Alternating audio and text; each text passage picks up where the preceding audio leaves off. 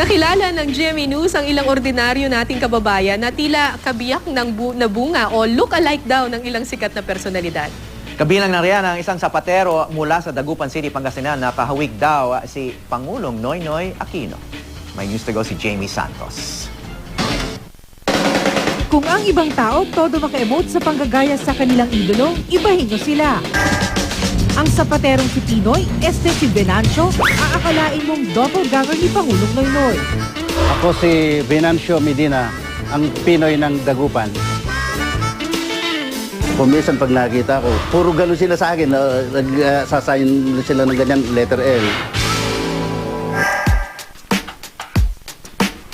Para naman kay Red, hindi man niya kakambal o kamag-anak man lang ang matinee idol na si John Lloyd Cruz, kitang-kita pa rin daw ang kanilang pagkakahawig. You had me at my best. She had me at my worst. But you chose to break my heart. Even ngayon sa office, they call me Lloydie, they call me John Lloyd, they call me Popoy. Actually, it's okay lang. Parang fun at the same time embarrassing. Kasi parang napuput ka on the spot. Yun lang yung ano doon. Pero okay naman siya. Cool lang. Ingat! Hulaan nyo naman kung sino ang ka-look-alike ni Rico. I love you, Piolo!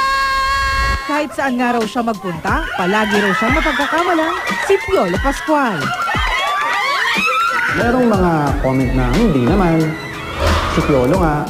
So, mas lamang pa rin yung nagsasabi na look alike si Piolo. So, nakakatuwa talaga.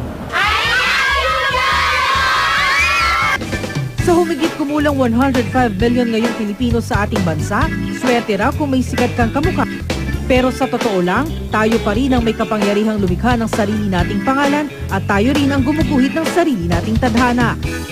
Jamie Santos, GMA News.